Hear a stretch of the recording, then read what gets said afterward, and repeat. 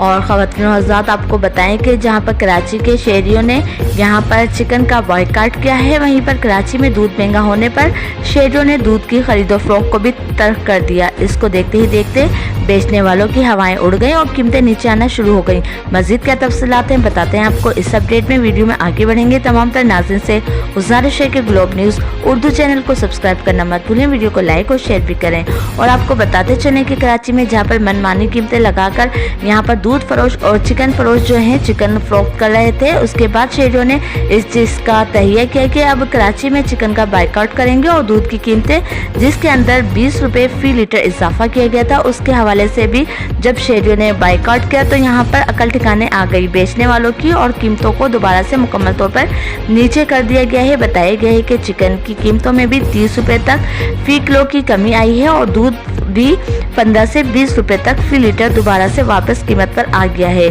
मज़ीद क्या तफसीलात होंगी फराहम करेंगे नए अपडेट में।